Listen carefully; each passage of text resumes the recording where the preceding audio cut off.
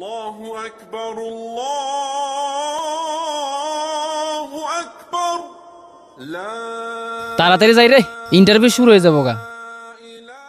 এই সাকিব, তুমি এত তাড়াহুড়া করে কই যাও? হুজুর, আমি চাকরি ইন্টারভিউ দিতে যাচ্ছি, আমার জন্য দোয়া করবেন। ও আচ্ছা আচ্ছা, তো নামাজটা পড়ে যাও, নামাজের সময় হয়ে গেছে। হুজুর, আজকে নামাজ পড়ার সময় নেই, একটু বিজি আছি তো, অন্যদিন পড়বো। যাই হুজুর, যাই, ইনশাল্লাহ ইনশাল্লাহ।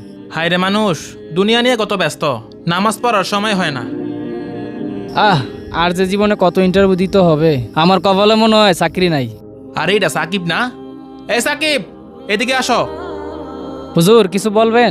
তোমার মন খারাপ কেন? হুজুর, চাকরিটা তো আজও হলো না, জীবনে কত ইন্টারভিউ দিলাম, কিচ্ছু লাভ হইলো না। কবে সফলতার মুখ দেখতে পারবো?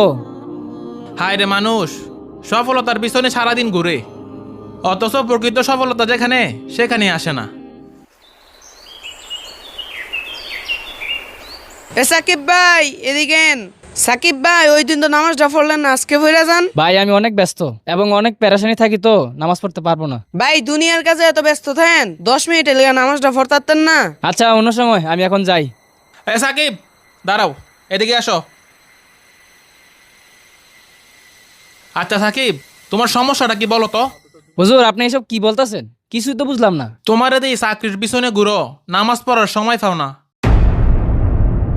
দুনিয়ার সফলতার পিছনে যেভাবে সময় দাও, এতটুকু সময় যদি আল্লাহর রাস্তায় দিতা, তাহলে তুমি দুনিয়া ও আখেরাত উভয় জগতে সফল হয়ে যাইতা। শোনো, আমরা দুনিয়ার সফলতার পিছনে ছুটি, অথচ মুয়াজ্জিন দৈনিক 5 বার আমাদের ডাকে, হাইয়া আলাল ফালাহ, সফলতার দিকে আসো। আমরা সেগুলো বুঝি না। আর প্রকৃত সফলতা সেই যে আখেরাতে সফল হলো। তুমি আল্লাহ তাআলার জন্য সময় বের করো, তিনি তোমাকে সফলতা দান করবেন। তোমাকে সফলতার পিছনে দৌড়াদৌড়ি করতে হবে না।